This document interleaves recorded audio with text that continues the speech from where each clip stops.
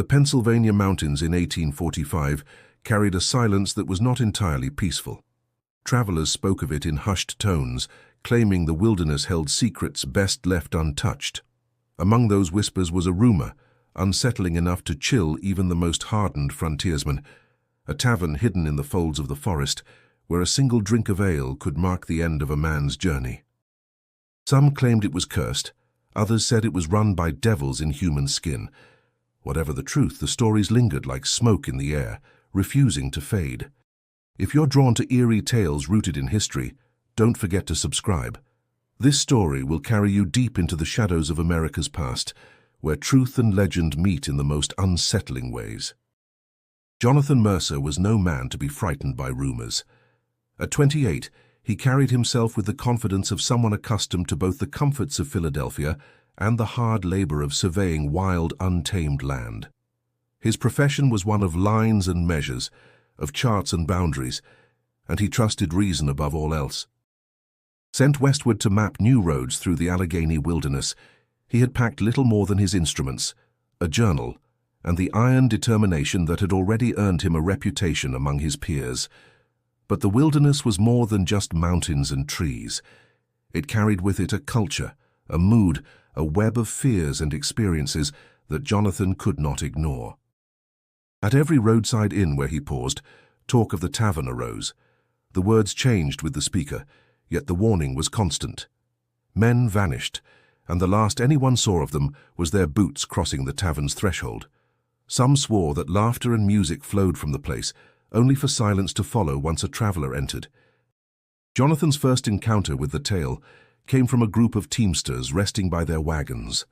They spoke plainly, as if repeating a fact carved in stone. "Black Lantern," one muttered, not daring to raise his eyes from the ground. "That's what they call it. You drink there, you don't walk out." Another spat into the dust and added, "Better men than me've gone missing." "That place is no good." Jonathan dismissed their talk with a polite nod, yet the certainty in their voices gnawed at him. His doubts grew sharper when, at a modest inn run by a widow named Margaret, he overheard a softer, more personal account. The woman, busy tending to her hearth, froze when one of her guests mentioned the Black Lantern. Her hands trembled as she set down the kettle, and in a quiet voice she confessed that her own brother had vanished after visiting the tavern 2 winters ago. "He was strong, full of life," she whispered, eyes glistening with memory. "And all he did wrong was step inside for a drink." Jonathan found himself caught between two forces. His rational mind insisted that tales of cursed ale and vanishing patrons were nothing more than superstition, exaggerated by fear and distance. Yet the sorrow in Margaret's voice and the unease etched into the faces of hardened men told him there was more than rumor here, there was a pattern. And patterns, Jonathan believed, could be traced and explained. That night, sitting by the firelight, he opened his journal and recorded the fragments of what he had heard. The words filled the page with an unease he could not dismiss. Black Lantern, vanishing men, ale, no return. His hand paused over the ink as a thought occurred to him, a thought both thrilling and dangerous. If there was truth behind this, then he, Jonathan Mercer, might be the one to uncover it. He closed the book and leaned back in his chair, listening to the wind push against the shutters. The mountains outside seemed to breathe, as if keeping their secrets close. Jonathan's curiosity, sharper than caution, stirred within him like a restless flame. Somewhere out there, hidden in the folds of Pennsylvania's wild heart, stood a tavern that promised answers, or a death sentence, and he intended to find it. The town lay at the edge of the wilderness, a cluster of rough-hewn cabins pressed against the foot of the mountains, where smoke from chimneys curled into the autumn sky. Jonathan Mercer arrived near dusk, his boots thick with mud from the day's travel, his coat heavy with the damp chill that seemed to seep from the very rocks of the Alleghenies. He expected warmth and cheer in the tavern he found there, but instead he stepped into a room filled with low voices, their rhythm broken whenever a stranger entered. The air smelled of wood smoke, ale, and sweat. Men hunched over mugs, their faces shadowed by lamplight. Jonathan ordered bread and stew, drawing curious glances from several corners. He sat near the hearth, warming his hands, and soon enough the conversation resumed. Yet beneath the hum of talk, he caught it, the same word he had heard before, the name that lingered like a curse, Black Lantern. "Not fit for decent folk," one lumberman muttered to another, his voice hoarse from shouting over saws and axes. "Men walk in, don't walk out." Jonathan leaned closer, speaking with polite firmness. "I've heard this talk on the road. What is it exactly? A tavern?" The lumberman eyed him warily, his spoon pausing halfway to his mouth. "It's a place," he said at last, "though most here won't call it by name. Better to keep your tongue still than to tempt its shadow." Another man, older and thin from years of hard living, gave a dry laugh. "Superstitious nonsense," he said, though his voice lacked conviction. "A tavern like any other. If folks go missing, it's the mountains that take them. Bears, rivers, winter storms." "That's all." The first lumberman shook his head. "Storms don't strip a man of his boots and leave them by the roadside. The woods don't make music that stops when you cross the door." Jonathan pressed gently. "And yet, you still speak of it. Why not avoid it altogether?" The older man frowned, lowering his eyes. "Because sometimes a traveler doesn't know better. Sometimes the road leads there before he realizes what's waiting." Jonathan carried these words with him long after he left the tavern. He slept that night in the loft of a nearby inn, where the rafters creaked with every gust of wind. The innkeeper, Margaret, was a woman in her 30s with a quiet strength about her. She tended to her guests with kindness, but grew stiff when Jonathan mentioned the rumors. "My brother," she said after a long pause, her hands gripping the edge of the table. "He was full of plans, ready to marry in the spring. He stopped there once, only once. He never came back." Her eyes glistened with restrained grief. "I've never spoken of it outside these walls. But you should know. If you value your life, keep away."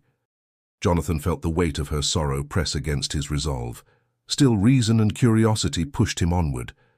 "Perhaps it's no more than coincidence," he offered, though the words rang hollow. Margaret shook her head. "Coincidence doesn't come so often, Mr. Mercer. It doesn't strike the same place year after year." Later, outside beneath the clear, cold stars, Jonathan met Elias, a woodsman whose silent, deliberate steps revealed a life carved from the forest. Elias spoke little at first, answering Jonathan's questions with wary glances. When pressed, he muttered, "You'll find more than you bargain for if you chase shadows in these hills." Jonathan studied the man, sensing not cowardice but experience. "Then you've seen it?" he asked. Elias turned away, adjusting the strap of his axe across his shoulder. "I've seen enough to know some roads shouldn't be walked. But you're not the kind to turn back, are you?" "No," Jonathan admitted quietly. "I'm not." The woodsman gave a humorless smile. "Then may God keep you, because the Black Lantern won't." The words lingered long after Elias vanished into the trees, leaving Jonathan with the creeping certainty that his journey was pulling him towards something darker than superstition. Jonathan Mercer left the small town before sunrise, determined to trace the whispers of the Black Lantern back to their source. The morning air clung to him, damp and heavy, carrying the smell of pine and wet earth. The Allegheny Mountains rose ahead, dark ridges lined with mist as if daring him to enter. He adjusted the strap of his satchel and pushed forward, boots sinking into mud where the trail dissolved into ruts. The road was hardly a road at all. Logs from recent cutting lay abandoned, half sunk in marshy ground. At times, Jonathan had to wade through patches of clay that pulled at his boots like hands. His map gave little help. Here, the lines ended where wilderness began. Still, he pressed on, guided by the words of locals and his own stubborn sense of direction. By mid-morning, the woods pressed closer, their shadows dimming the light even as the sun rose higher. Birds cried out and vanished, leaving an unnatural silence in their wake. Jonathan's heart beat steadily, yet unease crept into his thoughts. Every twig snap seemed sharper, every gust of wind colder. He shook off the feeling with a wry smile. Fear was the oldest trick of the wilderness, and he would not bow to it. It was then that he noticed movement behind him. Turning, he saw Elias, the woodsman, approaching with deliberate steps. His axe hung at his side, and his eyes were set with the calm of a man accustomed to hard miles. "You again," Jonathan said, half in relief, half in suspicion. "I thought you wanted no part in this." "I don't," Elias replied simply, "but I've no wish to find your body rotting in a gully either. A man wandering these hills blind is as good as lost." Jonathan raised a brow. "So you'll guide me?" "Part of the way," Elias said, "no further." They walked in silence for a while, the forest swallowing their footsteps. Finally, Jonathan spoke.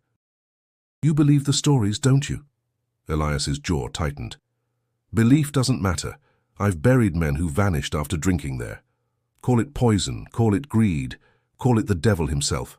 I don't much care. What matters is that they're gone." Jonathan considered this, his voice thoughtful. "But there must be an explanation. A pattern. Something that can be traced and proven." The woodsman's eyes cut toward him, sharp and skeptical. "Always the scholar, eh? You think reason will keep you alive? Out here, reason counts for little when men go missing without a trace.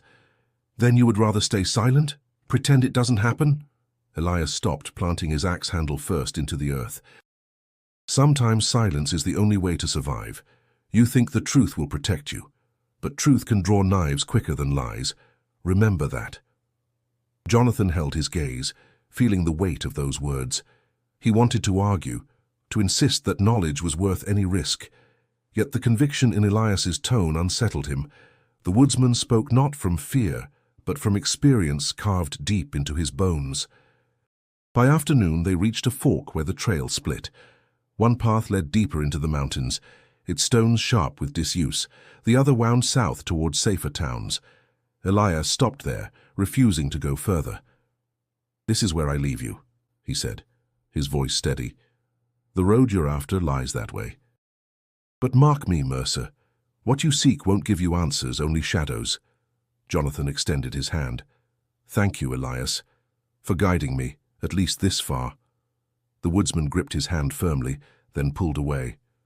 "Pray you turn back before the shadows claim you." Jonathan watched him vanish down the safer path, then turned toward the darker road. His chest tightened with both dread and determination. The mountains loomed ahead, and somewhere within them waited the truth, or the end of his journey. The path narrowed until it became little more than a deer track, winding between towering pines whose branches knitted the sky into a dim canopy. Jonathan pressed onward, his steps cautious yet steady. The day waned, shadows stretching long across the ground, and just as he began to wonder if Elias's warning had been for nothing, he saw it. There, half hidden by trees and mist, stood a building. Its walls leaned slightly, as though the forest itself were trying to swallow it. A crooked sign swung on rusted chains above the door, creaking with each breath of wind. Painted letters, faded with age and rain, spelled out two words: "The Black Lantern." Jonathan's pulse quickened. At last he had found it. He paused at the edge of the clearing, studying the place. Smoke curled lazily from the chimney, carrying the scent of wood and something darker, bitter beneath it. The windows glowed faintly with lamplight, and from within came the low rumble of voices, laughter, and the faint notes of a fiddle. It looked, at first glance, like any other tavern tucked into the frontier, and yet the air around it felt heavier, thick with an unease he could not explain. With a steadying breath, Jonathan pushed open the door. Warmth spilled over him immediately. The scent of ale and roasted meat, the crackle of fire in the hearth, the hum of voices that fell silent as he entered. Dozens of eyes turned toward him, some curious, some guarded. For an instant, the room seemed to hold its breath. Then the noise returned, though quieter now, as if the patrons were measuring him with every glance. Jonathan made his way to the bar. Behind it stood a man of middle years, tall with a frame still powerful despite hints of grey in his beard. His eyes were sharp, quick to notice details, and his smile came easily, but did not touch them. "Evening, stranger," the man said, his voice smooth, practiced. "You've walked a long road to find yourself here. Name's Henry Doyle. This here's my house, and any man with coin in his pocket is welcome at the Black Lantern." Jonathan returned the smile, though a prickle of caution stirred at the base of his neck.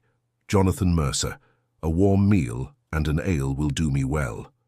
"Then you'll have both," Doyle replied, setting a mug before him. "Our ale's known to drive the cold clean out of a man's bones." The liquid frothed golden in the lamplight, but Jonathan hesitated before lifting it. He let it rest untouched on the bar, while Doyle's eyes lingered just a moment too long. Jonathan forced himself to smile, masking his suspicion, and shifted the subject.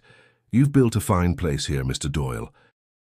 Quite lively for so remote a spot." Doyle chuckled, wiping the bar with a cloth. "A man does what he can. The mountains take enough from us, best to give back some comfort where we can." As Jonathan ate, he listened.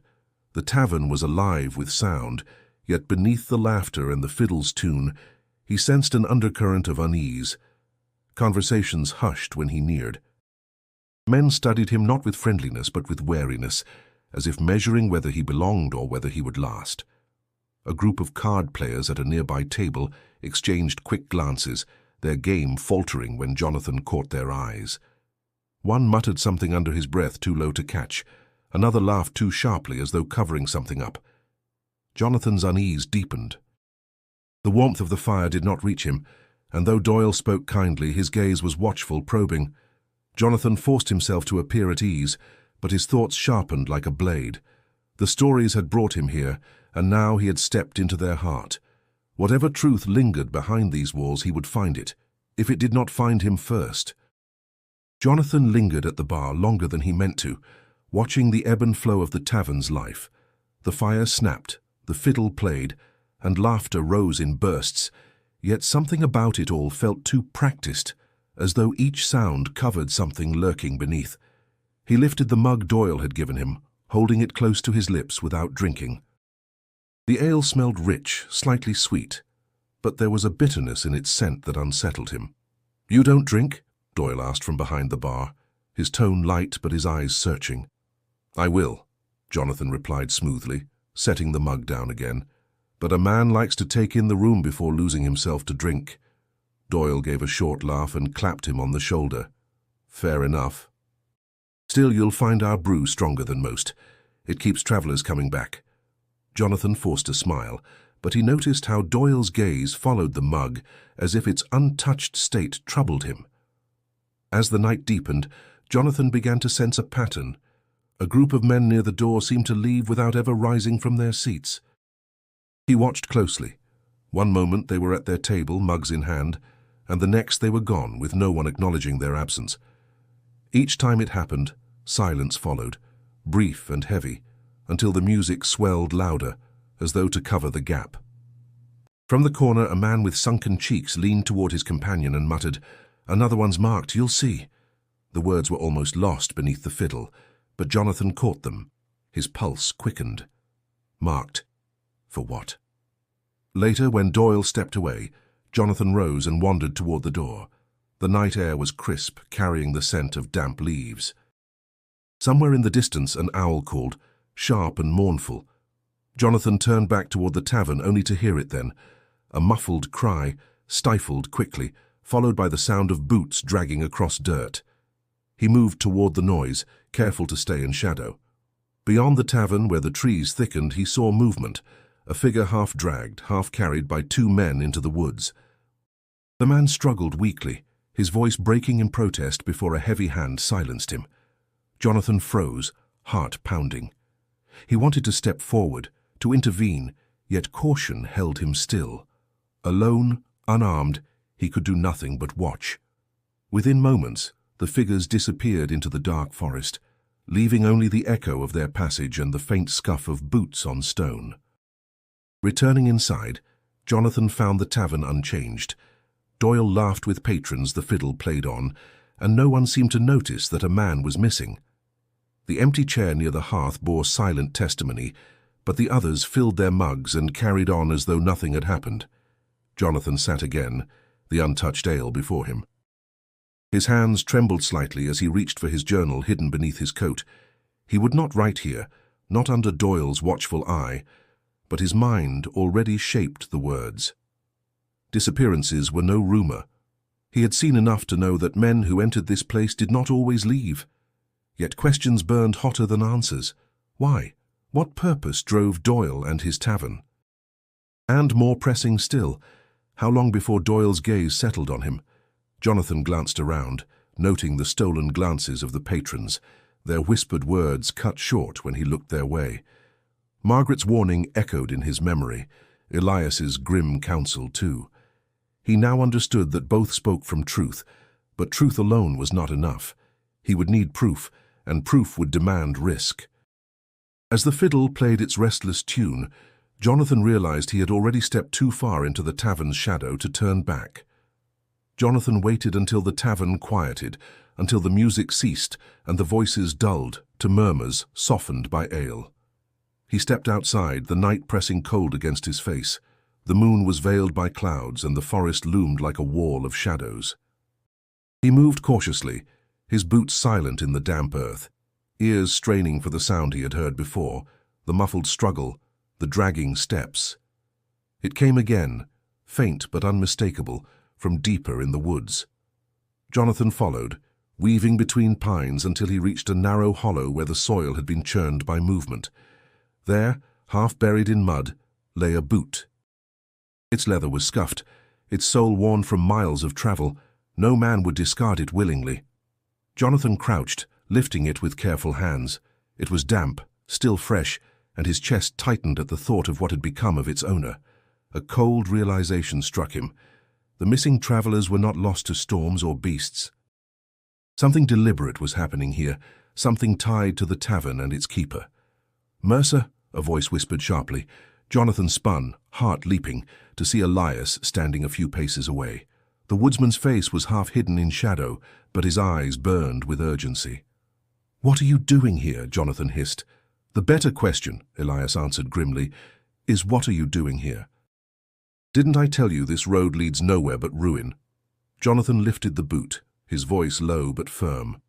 "This belonged to a man I saw dragged from the tavern. You can't tell me now these are only stories." Elias's jaw tightened, and for a long moment he said nothing. Then he sighed heavily. "I never said they were just stories. I said some truths aren't worth chasing." Jonathan stepped closer, his words sharp with conviction. "And what's the alternative? To stay silent? To let more men vanish, while Doyle fattens his pockets?" Elias shook his head, frustration etched across his features. "You think you'll stop him? Alone?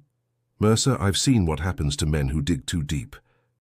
They end up in the ground themselves." "Maybe so," Jonathan said quietly, "but at least I'll have tried." The woodsman stared at him, a battle waging behind his eyes.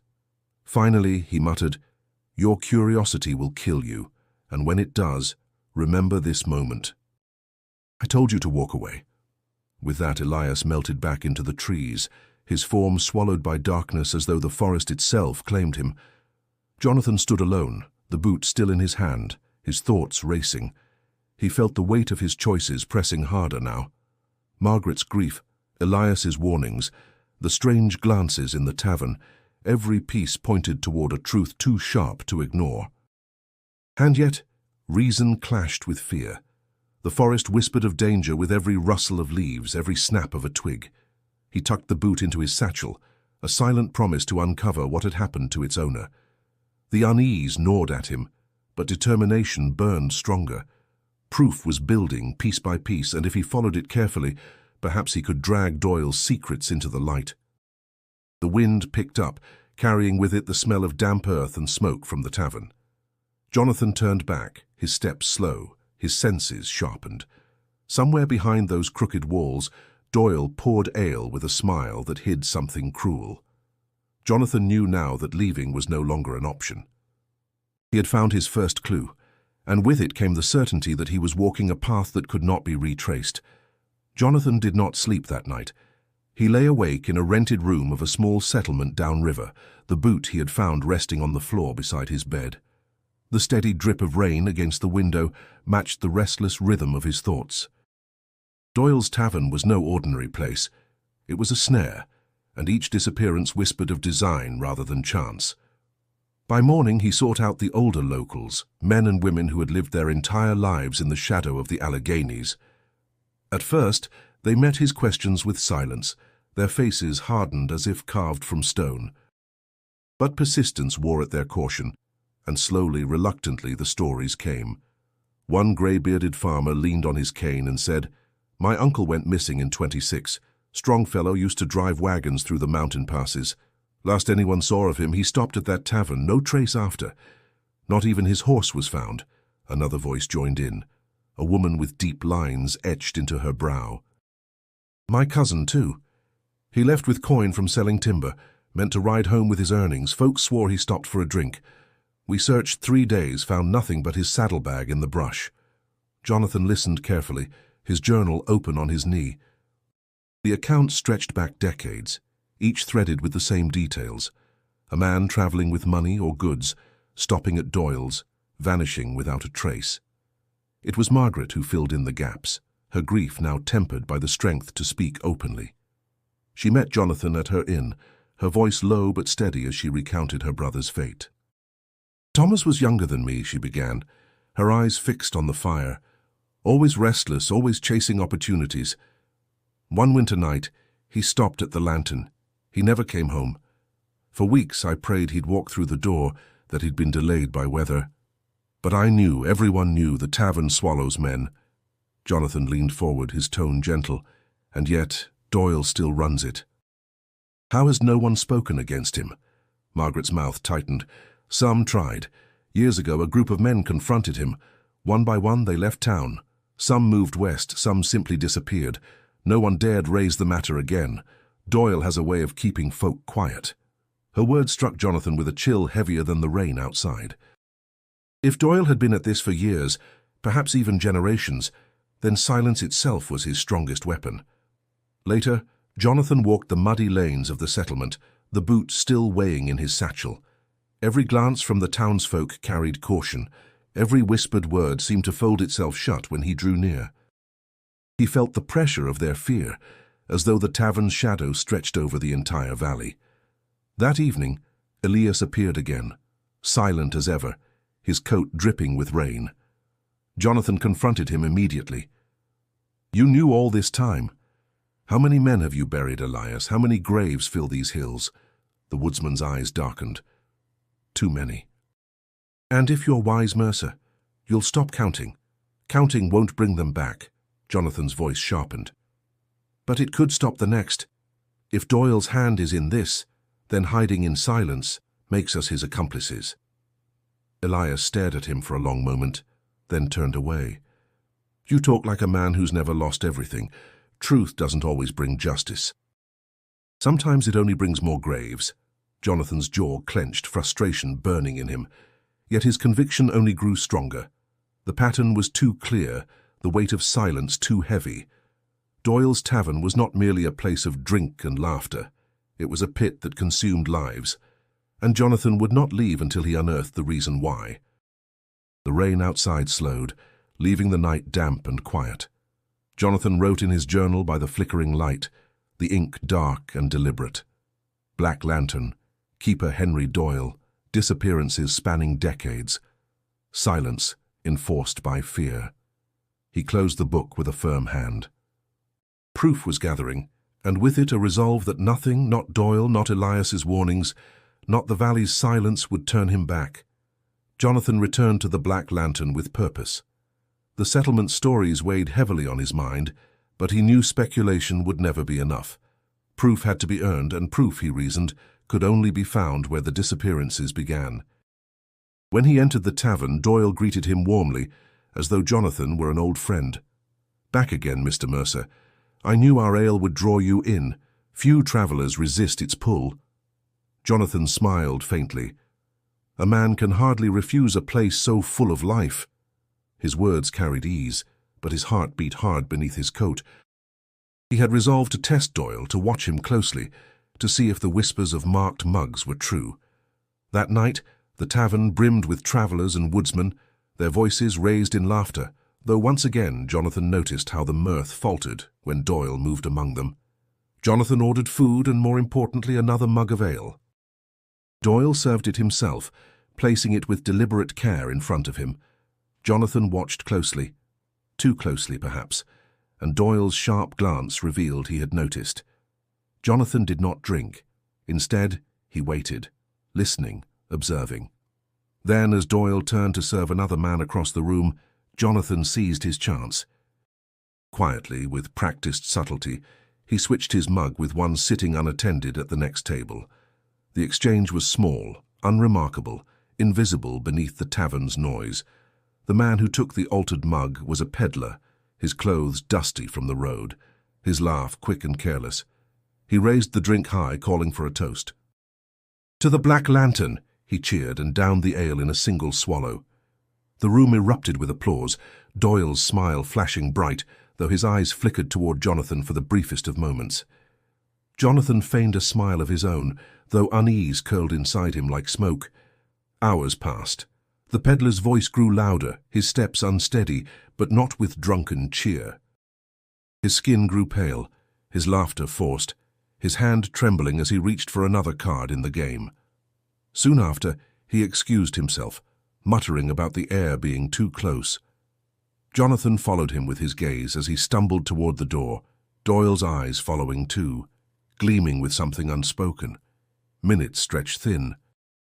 Then the sound came, a muffled thud outside, followed by hurried footsteps retreating into the night.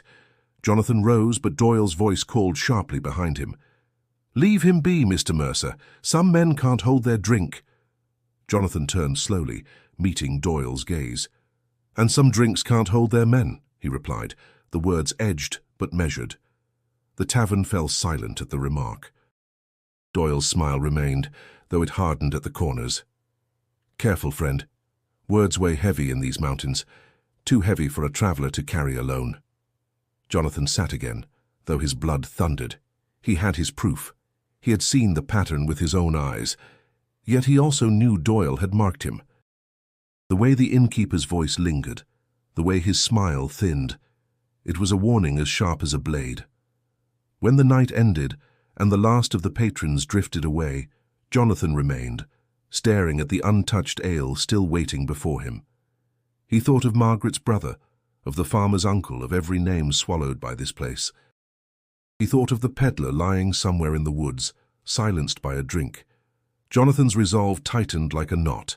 The tavern had shown its hand, and now Doyle knew he had seen it.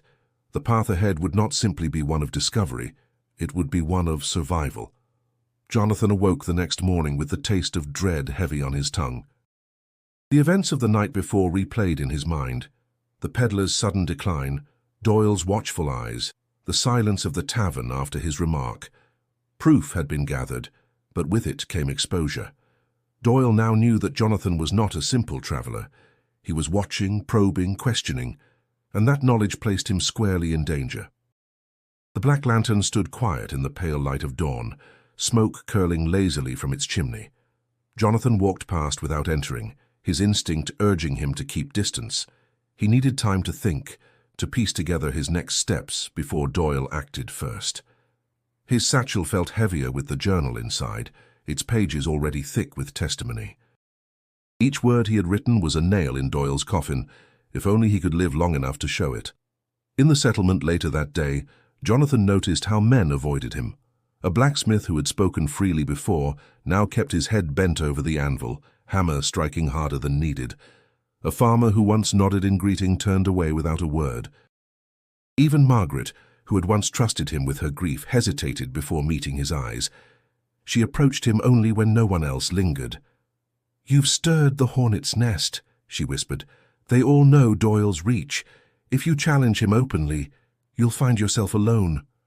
Jonathan's jaw tightened. "Then what would you have me do?" "Let him go on, unchecked." "I'd have you live," she said simply, "and living sometimes means knowing when to step away." But Jonathan could not step away. Each night he heard again the muffled cry of the man dragged into the woods, the peddler's faltering laugh, Margaret's trembling voice when she spoke of her brother. These ghosts demanded he press forward. Yet pressing forward meant facing Doyle directly, and Doyle was no ordinary man.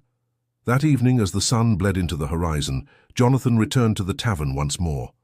The atmosphere was changed, laughter was thinner, the music subdued. Doyle stood behind the bar as always, but there was something sharper in his presence, as though the mask he wore had begun to slip. "Mr. Mercer," Doyle greeted, his tone smooth but edged with mockery. "I half expected you'd taken another road by now. Most men do when the mountains start whispering too loudly." Jonathan forced calm into his reply. "And miss your hospitality?" "I think not." Doyle leaned closer across the bar, his voice low. "Hospitality cuts both ways. A man who eats and drinks at my table ought to do so in good faith." Suspicion spoils the taste. Jonathan met his gaze, refusing to look away. Then perhaps the ale is spoiled before the suspicion. The silence that followed pressed heavy, broken only when Doyle gave a short laugh, though it carried no warmth. "You've got a sharp tongue for a surveyor. Best be careful where you point it." Jonathan drank nothing that night, nor did he linger near the door. He sat with his journal beneath the table, his hand moving quickly across the page, recording every glance, every muttered phrase, every strange absence. If Doyle intended to silence him, the record would outlast him. But doubt gnawed at him as the hours passed. Elias's warnings echoed in his ears. Truth doesn't always bring justice. Sometimes it only brings graves. And Jonathan felt the grave's shadow lengthening. He was no longer just a curious traveler. He was marked, singled out, and Doyle's patience was not endless. When he left at last, the tavern's windows glowed behind him, and he knew Doyle was still watching. The trap was tightening, and the question now was not if it would spring, but when. Jonathan spent the following day pacing the muddy lane outside the inn, his thoughts restless as a caged animal. Each step seemed to carry him deeper into isolation. The settlement that once offered him fragments of truth now offered only silence. Every pair of eyes that met his carried a warning. Every turned back whispered that Doyle's reach extended further than any law. By evening, Margaret found him sitting alone at a wooden bench, his journal open on his knees. She placed a steaming mug of tea beside him and sat without invitation. For a while she said nothing, her gaze fixed on the fading light beyond the rooftops. "You've made yourself a target," she said at last. Jonathan gave a dry laugh. "It seems I do that easily enough." "This isn't a jest, Mr. Mercer," she pressed, her voice sharp with concern.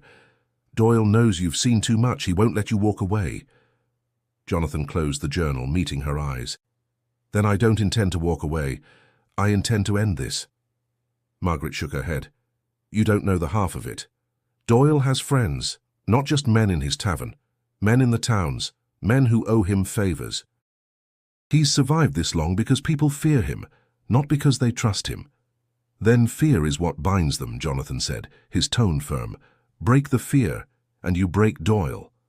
Her lips tightened. Easy words from a man who hasn't buried his own blood. Silence stretched between them, broken only by the call of a crow settling in the pines. At last, Margaret sighed. "Still, you're right about one thing. Fear alone has kept him strong. And maybe fear can be broken if the truth is laid bare." Jonathan leaned closer. "Then help me. You know this valley better than anyone. You've lived under his shadow longer than I have. If I'm to expose Doyle, I can't do it alone." Margaret studied him, weighing his resolve. Finally she nodded, her voice low. "There are things you should see. Old places, old rumors. If Doyle has a secret, it lies in the tavern's foundations. Folk say there are cellars that run deeper than any normal storehouse. No one speaks of them openly, but I've heard enough whispers." Jonathan's pulse quickened. "Cellars? Then that's where the truth hides." Margaret's expression hardened with warning. "If you go down there, you may not come back up. Doyle guards those spaces like a wolf guards its den, and whatever's inside has kept this valley in silence for 20 years. Jonathan gripped the journal tightly. "Then I'll see it for myself. I won't let silence keep ruling here." Margaret placed her hand on his arm, her voice softening. "You remind me of Thomas. He spoke with the same fire. I pray yours doesn't burn out as his did." Her words struck deep, but Jonathan felt no retreat in himself. The shadows were closing in, Doyle was watching, and allies were few. Yet Margaret's trust was a spark, small but vital, flickering against the suffocating dark.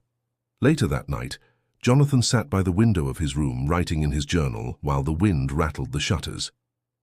He wrote of Margaret's warning, of the cellars, of the possibility that the tavern's foundations held the key to every disappearance. His handwriting grew harder, more deliberate with each line. The lantern flame beside him flickered low, casting long shadows across the page. Jonathan stared at them for a long time, imagining the hidden chambers beneath the black lantern, chambers that might hold either truth or his own end. He whispered into the night, not to Margaret, not to Elias, but to himself. "I've come too far to turn back." The night was cold enough to sting Jonathan's fingers as he tightened his coat around him.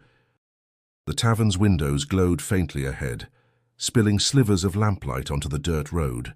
From within came the familiar murmur of laughter and music, but Jonathan's focus was elsewhere. Beneath those crooked floors lay the place Margaret had warned him about. If Doyle's secrets were hidden anywhere, they were in the cellars. He waited until the tavern was full, and Doyle's attention fixed on his patrons. Then, blending into the movement of the crowd, Jonathan slipped toward the back hall. The boards creaked beneath his boots, and each sound felt like a shout in the silence of his mission. At last he found the narrow door Margaret had described. Its handle was cold, iron slick with years of use. With one steady breath he pushed it open. A steep staircase descended into darkness. The air that rose from below was damp and sour, carrying the faint tang of rot. Jonathan lit a small lantern he carried, its flame shivering as though reluctant to illuminate what lay beneath. Step by step he descended, the noise of the tavern fading until only the echo of his own breathing filled the air. The cellar was vast, larger than he expected, with low ceilings supported by thick beams. Barrels lined the walls, their surfaces slick with moisture. Some bore ordinary markings, ale, cider, provisions, but others carried symbols Jonathan did not recognize, scratched roughly into the wood. They seemed set apart, clustered as if guarded. He crouched, running his hand along one barrel's rim. The wood was damp, but the scent that clung to it was wrong. Not the earthy aroma of ale, but something bitter, metallic. His stomach tightened. A sudden sound froze him. Boots on the stairs. Jonathan doused his lantern and pressed himself into the shadows between crates, heart pounding so loudly he feared it would give him away. Two voices drifted into the cellar, one unmistakably Doyle's. "Take care with this one," he said, his tone low but firm. "He was loud tonight, and I won't have trouble spilling over into the valley." Another man grunted. "A trader. He carried coin enough, no doubt." Doyle's reply was sharper. "Coin doesn't matter. Quiet does." "You know where to take him." Jonathan's chest tightened as he realized another victim was being prepared for disposal, just as he had seen before. He clenched his fists, forcing himself to stay hidden, though every instinct urged him to act. To step out now would mean death, and with it the end of the truth he carried. The men worked in silence for a while, the scrape of wood and the thud of shifting barrels punctuating the gloom. Jonathan dared not move, scarcely dared to breathe. At last, Doyle's boots retreated up the stairs, his voice fading into the noise of the tavern above. The other man lingered a moment longer, muttering curses under his breath as he secured the barrel Doyle had marked. Then, with a final grunt, he followed. Jonathan waited, muscles aching from stillness, until the silence settled deep once more. Then, with careful hands, he relit his lantern. The marked barrels glowed in its weak light, their surfaces carved with crude symbols, an X, a slash, a jagged circle. He understood then these were no ordinary containers. They were the instruments of Doyle's cruelty, vessels of poison and silence. He scribbled notes quickly into his journal, his hands trembling. At last, he had seen the machinery of Doyle's crime with his own eyes, yet the weight of the discovery pressed on him. To hold such knowledge was to bear a curse, for Doyle would not allow it to leave the tavern's walls unchallenged. Jonathan extinguished the lantern again and crept back up the stairs, each step heavier than the last. The cellar's secrets clung to him like smoke, a burden that would not be shaken. Jonathan met Margaret the next evening, in the quiet of her inn. She had been waiting, her expression drawn with worry, and when she saw the look on his face, she knew he had gone deeper than she ever intended. "You've been in the cellars," she whispered, glancing around to be sure no ears lingered. "I saw them," Jonathan answered, voice low but edged with urgency. Barrels marked apart from the rest. Not ale, not cider, something else. Doyle hides his crimes in plain sight. Margaret pressed her hands together, her knuckles white. You don't yet know the whole of it. The ale is poisoned, yes, but that is only half the truth. Men don't vanish simply because Doyle wishes it. He gains from it. Jonathan frowned. Gains? In what way? She hesitated, as if speaking the words might draw Doyle himself through the door. At last she leaned close, her voice barely more than breath. Land, property, inheritance. Most men who pass through here carry deeds, money, or goods from trade. Doyle knows it. He makes sure those men never leave, and before long their holdings find their way into his hands, or the hands of those tied to him. Jonathan sat back, the pieces locking together with a grim clarity. So the tavern is a trap, a place where travelers with wealth are chosen, poisoned, and erased. Doyle profits while the valley remains silent. Margaret nodded, her eyes burning with old grief. That is why my brother was taken. He had papers, land he meant to claim, money saved for marriage. Doyle saw it and marked him. When Thomas vanished, so did those papers. The realization struck Jonathan like a blow. This was no random cruelty, no senseless violence of the wilderness. It was deliberate, systematic, a web spun from greed and sustained by fear.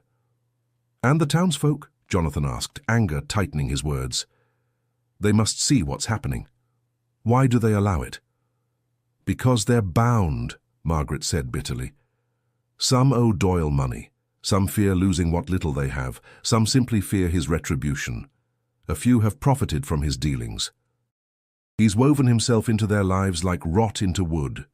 Jonathan's chest heaved as he considered the scale of it. Doyle was not merely a tavern keeper. He was a predator who had turned silence into currency. And Jonathan himself fit the very mold of his victims. A lone traveler carrying maps, tools, and notes of value. He was precisely the kind of man Doyle would mark for disappearance. Margaret must have seen the realization on his face, for her hand gripped his arm tightly. You must leave, Jonathan. Tonight.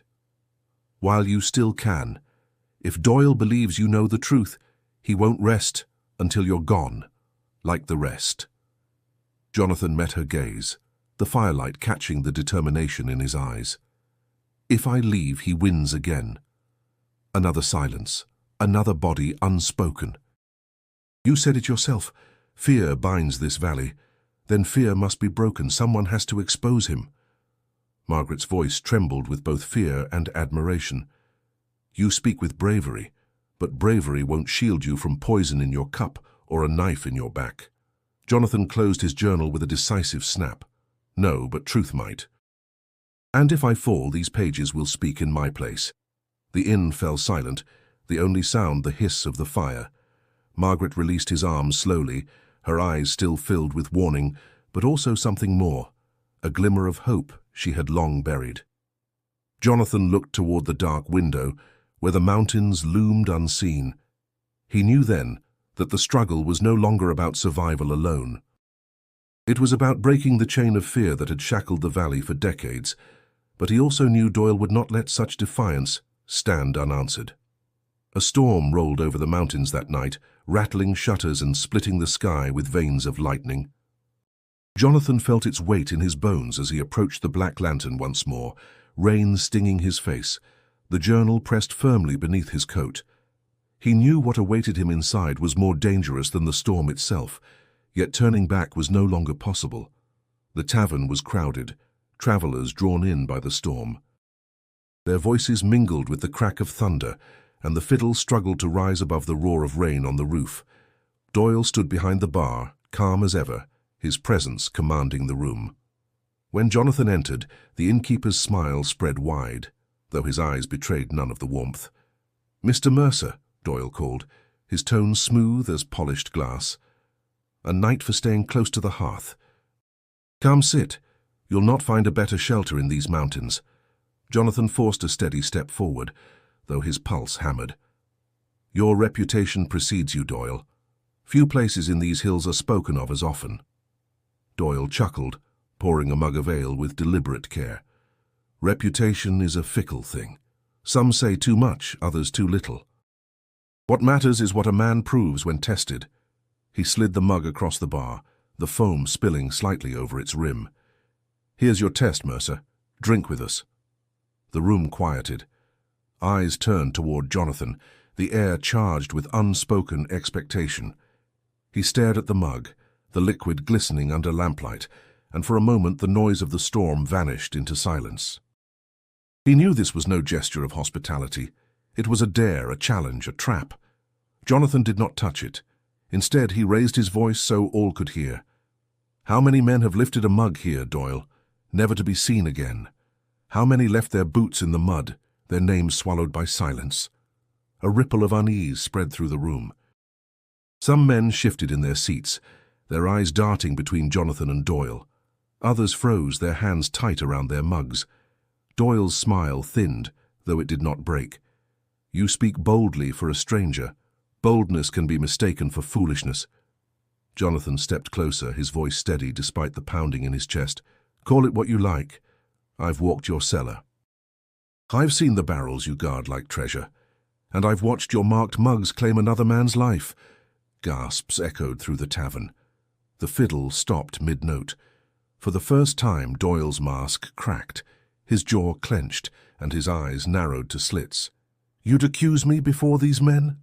Doyle's voice was low, dangerous. "You'd speak poison in my own house?" Jonathan's reply cut through the thunder. "I speak only what they already know, but fear to name. Fear has been your ally, Doyle.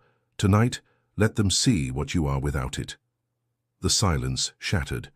Some patrons muttered in support, others hissed warnings. One man near the hearth rose quickly, muttering, "Enough! Don't drag us into this." But another, older and wearied by years, whispered, "He speaks truth."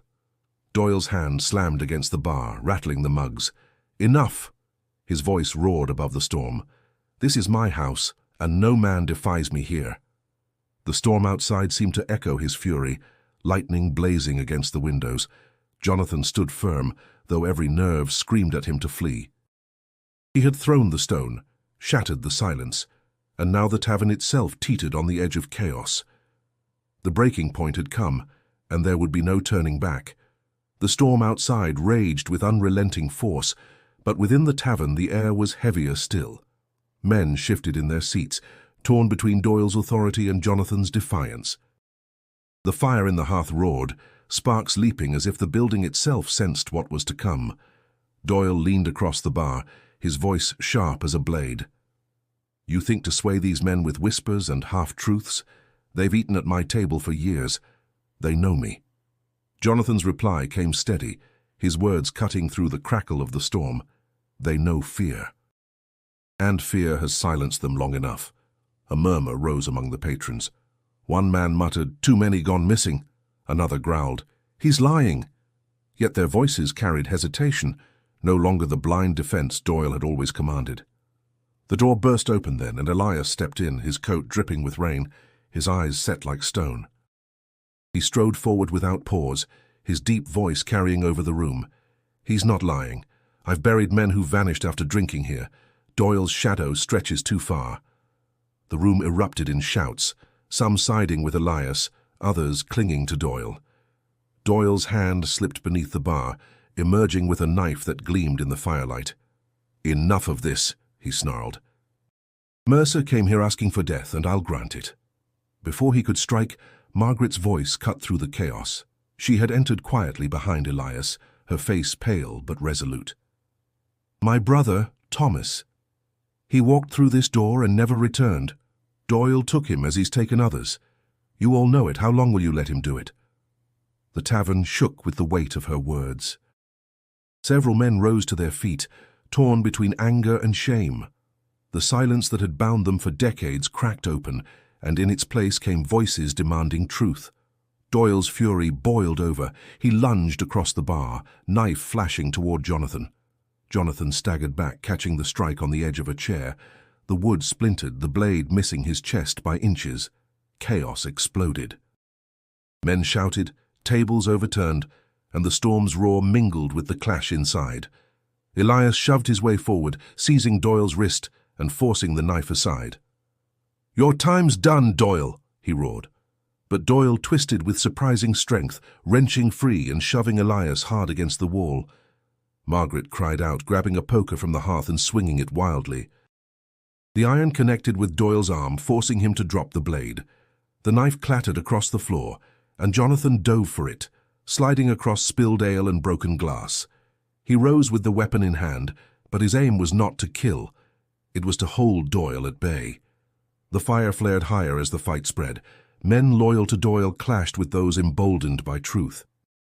Fists flew, mugs shattered, and the air thickened with smoke as a lantern toppled, flames licking up the wall. "Out!" Elias shouted, dragging one man toward the door. "The place will burn!" The crowd surged for the exit, panic breaking what little order remained. Margaret clung to Jonathan's arm, pulling him toward safety. Behind them, Doyle fought like a cornered beast, his roar drowned by the crackle of fire. At last Jonathan and his allies stumbled into the storm, rain drenching their faces as the black lantern blazed behind them. Flames devoured its walls, smoke curling high into the night. The tavern that had swallowed so many lives was itself consumed, its secrets burning away with every crack of timber. When Jonathan looked back, Doyle was gone, vanished into the forest's dark embrace. Whether he perished in the flames or escaped into the wild, no one could say. But the tavern had fallen, and with it, the silence that had held the valley captive. The storm had passed by dawn, leaving the mountains washed clean beneath a pale silvery light. Smoke still rose from the ruins of the Black Lantern, twisting into the morning sky like the final breath of a dying beast. Jonathan stood at the edge of the clearing, rain-soaked earth clinging to his boots, and watched the last embers smolder. The tavern that had once seemed immortal now lay in ashes, its laughter and shadows silenced at last. Elias joined him, his face lined with weariness. The woodsman's voice was quiet, almost reverent. "I never thought I'd see the day. That place haunted these hills longer than I've been alive." Jonathan nodded, though his expression carried little triumph. It cost too much silence, too many lives.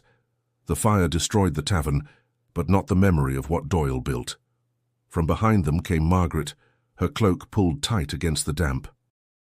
Her eyes were red but steady, her voice firm despite the tremor beneath it. The memory should remain. Folks must remember what fear allowed. My brother and all the others. They deserve more than to be forgotten. Jonathan looked at her, seeing both grief and resolve etched into her features. "You've more strength than any of us, Margaret." Speaking their names is the first step to breaking Doyle's hold, even in his absence. For Doyle himself had vanished into the storm, swallowed by forest or flame. Some whispered he had perished, consumed by the fire he had kindled with his own hands. Others claimed he had slipped into the wilderness, waiting for another chance to rebuild his web. Jonathan suspected the truth would remain hidden, just as Doyle preferred it. But whether dead or wandering, Doyle's power had been broken, his house of silence reduced to cinders. In the days that followed, the settlement began to breathe differently. Men spoke more openly, their eyes no longer darting at every shadow. Margaret reopened her inn with a strength sharpened by survival. Elias returned to the woods, though he carried himself with less solitude than before, acknowledging at last that silence had not protected the valley, it had nearly destroyed it. Jonathan prepared to leave, his maps and instruments packed once more. On his final evening, Margaret met him at the inn's door. "You could stay," she said softly, though she already knew his answer. "I was never meant to remain," Jonathan replied, "but I'll carry this story east. The truth won't die here. It will be written, remembered, and warned against." She placed a folded scrap of paper in his hand, a deed recovered from Doyle's wreckage, bearing her brother's name. "Then write it well," she said, her eyes glistening. Jonathan pressed the paper into his journal, sealing it among the pages filled with testimony, names, and memories. The weight of it was heavier than maps, heavier than any measure of land. It was the weight of history, of voices that could no longer speak for themselves. As he mounted his horse and looked once more at the smoking ruins, a thought settled over him like the mist that cloaked the mountains. Truth carried a cost, but silence cost far more. He had chosen his path, and though danger lingered still, he would not trade it for ignorance. The horse's hooves struck the wet earth, carrying him eastward toward Philadelphia, toward the world that would hear the tale. The valley behind him faded into distance, but its echoes would remain with him forever. And so, the story of the Black Lantern would not be buried. It would live on as a warning, a reminder of how greed can thrive in silence, and how courage, even from a stranger, can break the chain. If you followed Jonathan's journey, remember to subscribe for more stories where forgotten history rises from the shadows. And don't stop here. Click the suggested video now to uncover another tale that history tried to hide.